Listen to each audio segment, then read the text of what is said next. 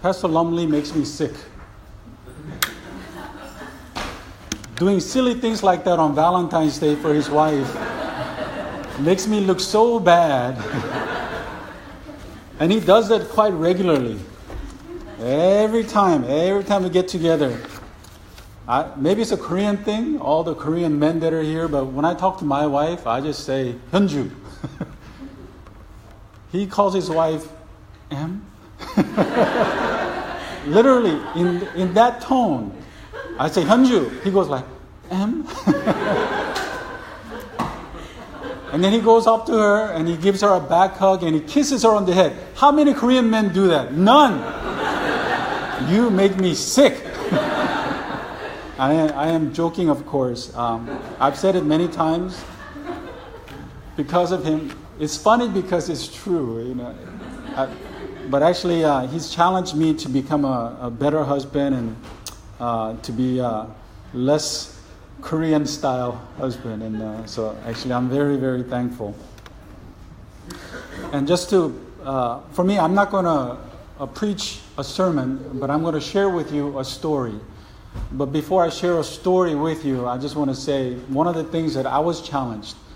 Our church actually, I guess, started in March. So it's only been 1 month since we started. Look how big we've gotten. And one of the first series that he talked about was forgiveness. And the thing that really, really challenged me about his sermon was, you know, we talk about what Christian life is all about, and we think is holiness or righteousness and forgiving other people of their sin. When in reality, for Christians, our priority is not any of those things. But first and foremost is to be forgiven by God. And when we meditate on that fact and on that truth, that we are forgiven, forget about other people's sin. Forget about all the wrongs that others have done.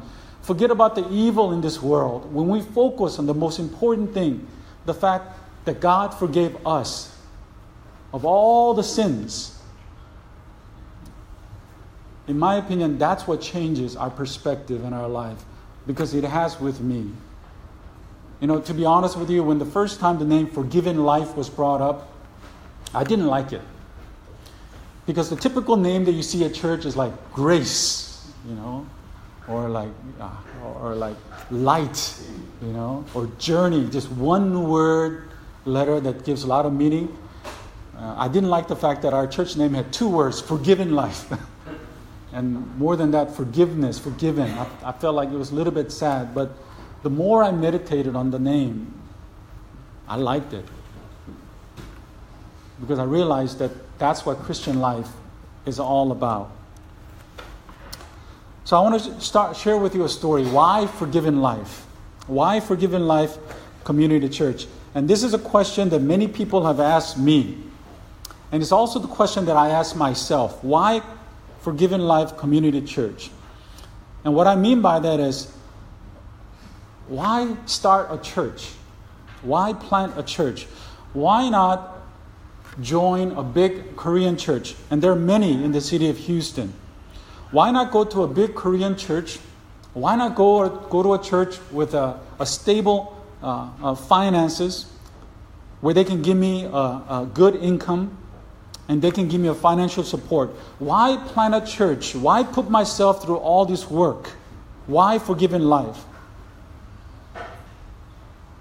Here's the reason why. It's because God has called me to preach and teach the good news of Jesus Christ and pastor His people. And when I really thought about it, the happiest time in my life, the happiest moment in my life is when I am doing God's work. I'm happiest when I'm preaching His Word, when I'm teaching His Word, and when I'm doing God's work. About a year ago, when I returned from Korea, by the way, I was in Korea for several years doing ministry there. I had a couple of opportunities to serve at a church in Korea, here in Houston, or Korean church. And one of them was actually a good offer. It was an offer to be a part-time youth pastor. And they were actually going to give me a very good salary.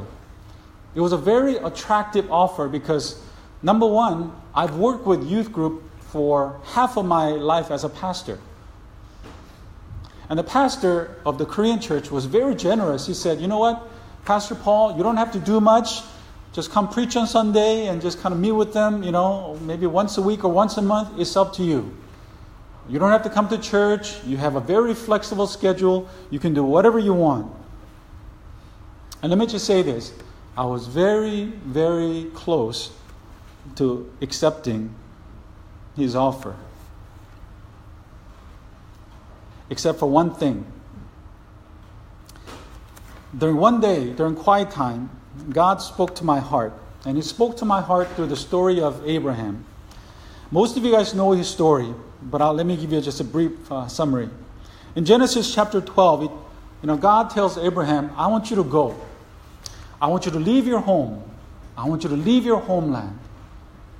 And I want you to go. And the reason why I want you to go is because I want to bless my people. I want to bless your people and my people through you. He said, Abraham, I want you to be a blessing to all these people. But there was one condition.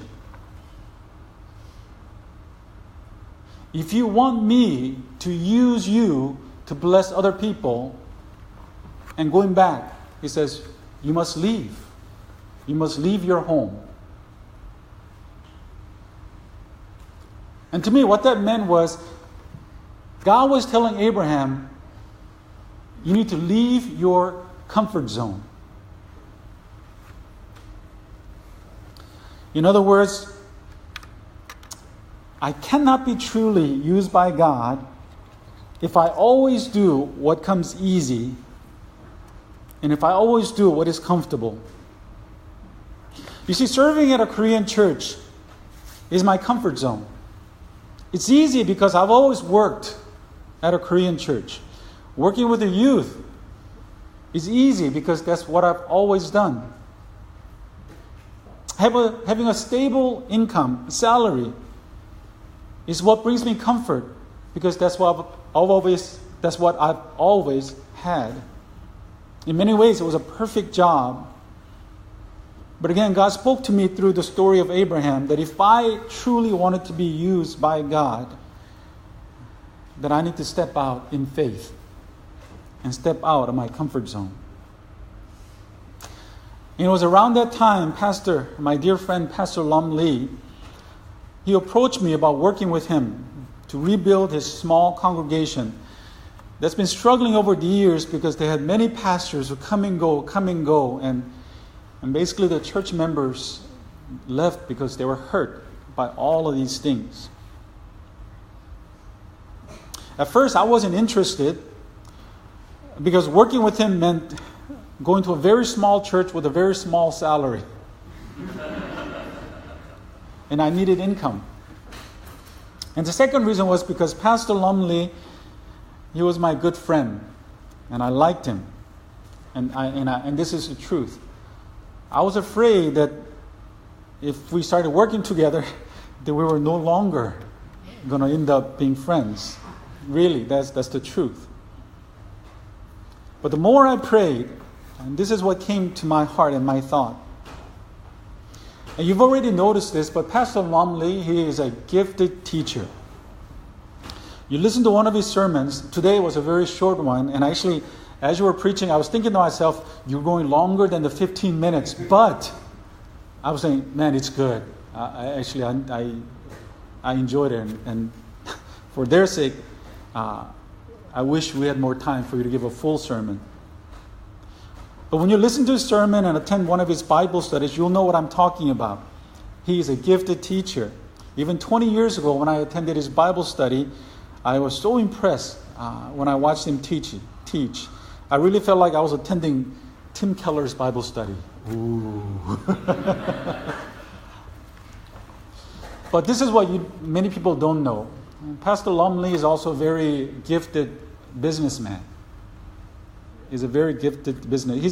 He's bivocational, and sort of like a little bit like what I'm doing. What that means is that obviously our church is not big enough. We do not have enough offering to support pastors to serve full time So, Pastor Lumley has another job. I have another job that's helping my wife, helping my brother.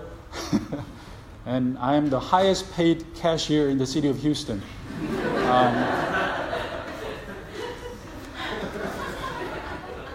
But Pastor Lumley, he's a successful businessman. He doesn't need church for income. He can do well on his own. But this is what I remember in all our conversations. And really, I haven't shared this with him before, but this is what I remember in all our conversations. Every time we met, every time we talked about working together, every time he would always say, my dream in life is to stop working. My dream in life is to no longer work and just focus on church work, just doing God's work. He says, Paul, Brother Paul, I hope you're the happiest man in the world if every day I could just study the Word and teach His Word. And the more we talk, the more I realized that both of us, we had similar vision and similar passion. Both of us had some options. Both of us had options in our life. But really, when it came down to it, both of us, all that we wanted to do was simply serve God and do God's work. Why? Because that's what made us happy. And there was nothing else in this world that we would rather do. It was then I felt peace in my heart about taking the risk and basically starting a new church together with Pastor Lumley. And on that day, basically we agreed on three things. First one is, let's start all over. Let's start from the beginning. Let's start from scratch. And so in a way, let's plant a new church. And the second thing that we talked about was, forget about everything else. Forget about building a big church. Forget about, having our name out there.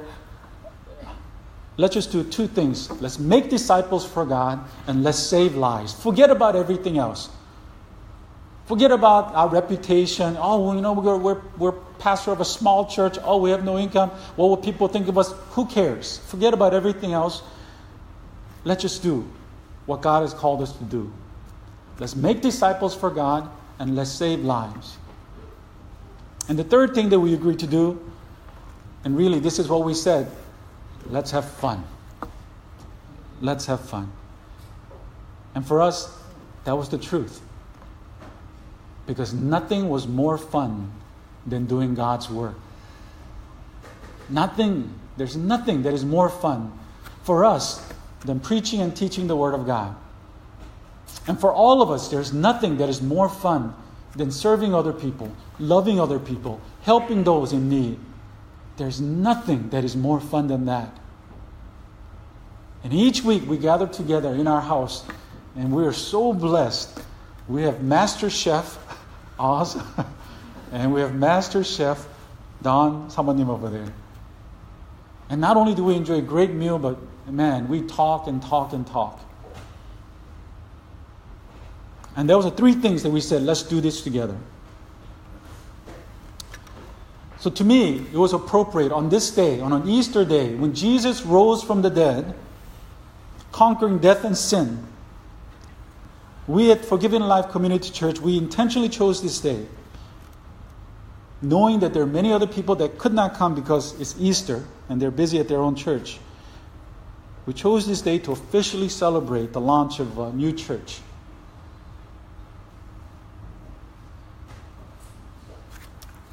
We want to thank all of you for choosing this day to come and bless us. And after the church service, we have an amazing snack today. Normally we don't have amazing snack. Normally we have one snack. Either sandwich or egg rolls or whatever. We just have one snack. We have plethora. We have many, many snacks. And that is your reward for coming to our church today to bless us. But it's not free.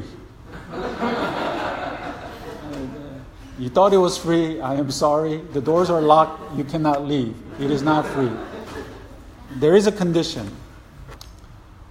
We ask you to bless us today. And there are three ways in which you can bless us today. And I mean this, the first and foremost is, now there was hiccup, and this is I guess the drawback of a small church. We were going to have a little commitment card with our own offering envelopes, but it's not here. So there's no commitment card, but there is an offering envelope, and I think most of you should have a pen. And if you're led, please do so. And the first commitment, first way you can bless us, is if you commit to praying for us every day for 1 year, and that's a lot. Because I've made that commitment before, and it's not easy to do anything every day. But if you could pray for us for 30 seconds to 1 minute every day, and just simple prayer, just say the words. Before you eat breakfast, before you eat lunch, or before you eat dinner, or before you go to bed, just say, God, bless Pastor Lumley, bless Pastor Paul Lee, and bless Forgiven Life Community Church. That's it. Because the Bible says God knows our heart. And we don't have to say a lot of things. If we say those things, God knows. And you would be an amazing blessing if you could pray for us. And if you're willing to make that commitment, just write that on the cover of the envelope. And you can pass it in during the offering time. And the second commitment is similar. If you could commit to us, blessing us financially, don't get mad. Don't get angry. We're not asking for a huge financial commitment. And I'll tell you why. We don't need it. Pastor Lumley and I, we don't take huge salary. And I'm just saying this to make it in perspective. You know, our offering is greater than our salary. We don't need your offering. But this is what the Bible says about offering. Where your treasure lies, there will your heart be also.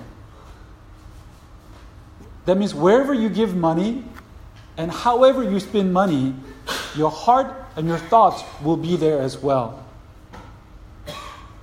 And if you can perhaps commit to us giving $5 a month, that's one coffee, that's one Subway 6-inch sandwich, or 4 Slurpees, whatever it may be, whatever you drink. $5 a month, $10 a month, and if you're super rich, you can do $20 a month. But whatever it may be, and if you can't do it, that's fine too. Do the commitment number 1. If you do that, put your name, your phone number, and email address. We'll send you an email with information. And we're only asking for 1 year commitment. So think about it. $10 a month, that's $120. If that's a lot, then you don't have to do it. But I ask that commitment because we need your prayers. And every time you run across somebody who is not part of a church, who is unchurched, you'll think of us. And you say, hey, this person is English speaking. There's Forgiven Life. Pastor Lumley and Pastor Paul Lee. That's the second commitment that I ask. And the third commitment is this. When Pastor Lumley and I started this church, we started with 10 people. And within 1 month, we grew to 15. That's 50% growth. That's the highest growth rate in all of USA. We're now meeting with 15. But we need co-workers. We need co-laborers. And before this worship, I'm being very honest here, I shared this with Pastor Lumley and other members of our church. And it was my prayer that after today's service, that our congregation will increase by another to 20. Believe it or not, that's a bold leap of faith. But this is the God that I believe in. That's faith. And if you don't have faith, then you're not living a Christian life. And I have no idea, I have no expectation, but we just want to come together and say, God, this is what we need and this is what we want. About 2 weeks ago, during one of our house church, we had 5 VIPs, very important people. And those are people who do not know God yet, and people who are not yet part of a church. They're the most important people in our lives. And one of the needs that we felt was like, we had all these VIPs, but we did not have enough of our own Forgiven Life Community Church members to minister to them, to love them, to give them attention, to care for them. In fact, at one time, we were eating, Pastor Lumley and his wife, Dawn, they were so busy in the kitchen, serving and all stuff like that. And our brother Oz and Tiffany, they were away on a vacation to Hawaii without us.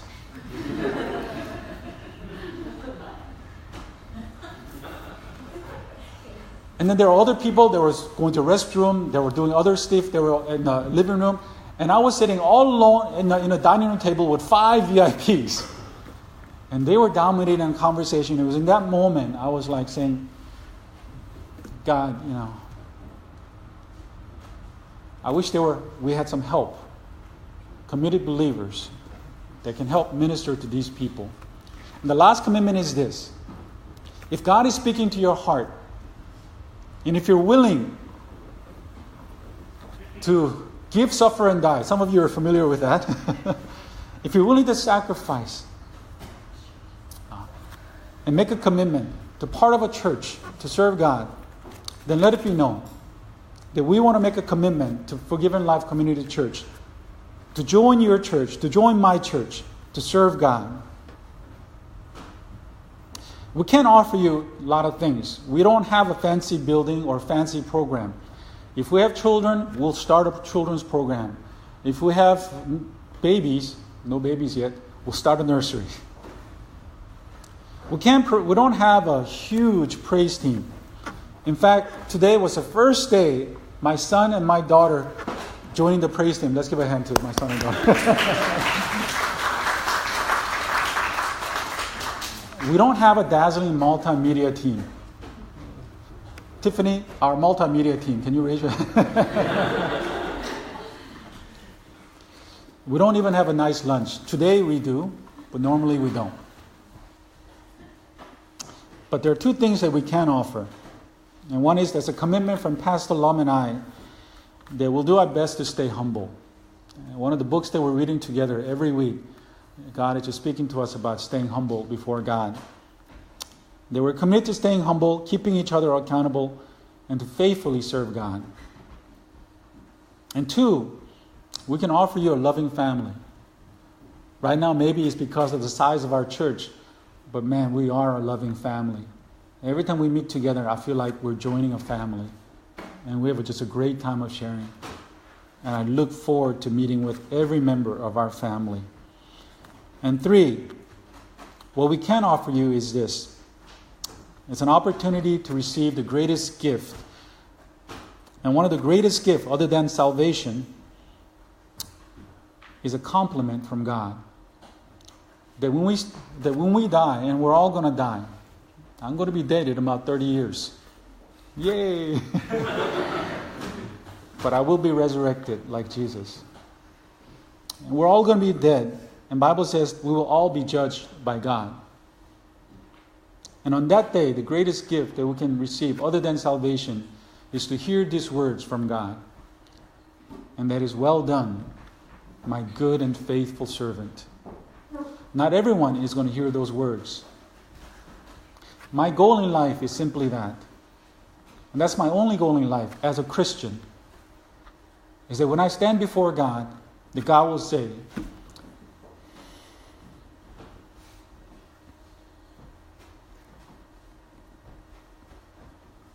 well done, good and faithful servant.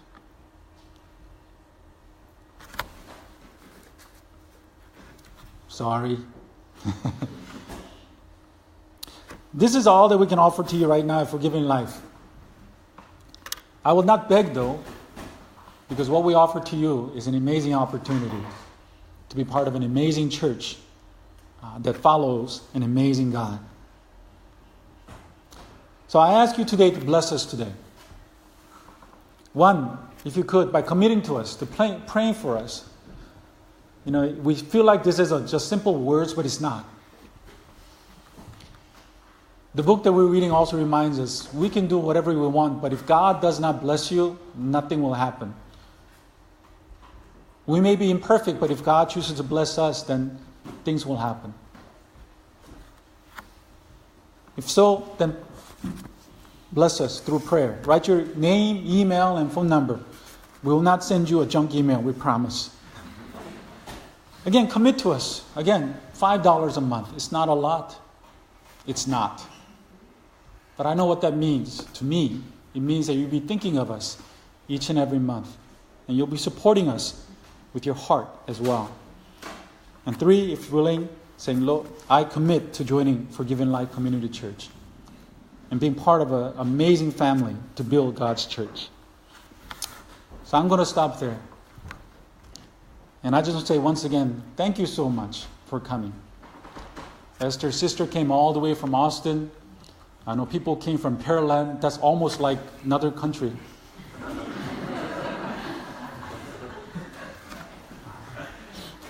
On Easter Sunday, many of you have your home church to go to. You could have gone there. There's a humongous church down here called Second Baptist. I'm sure they have this pageantry with amazing praise and multimedia.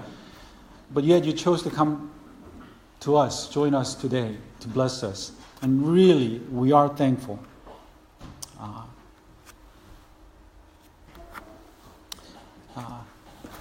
And actually, that's the only thing that I want to say. That's the thing that I want to close with. From the bottom of my heart, from Pastor Lumley and all of us other members, thank you for coming to Bless Forgiven Life today. We really appreciate it. We are very grateful. We are thankful. And God bless you. Let us pray.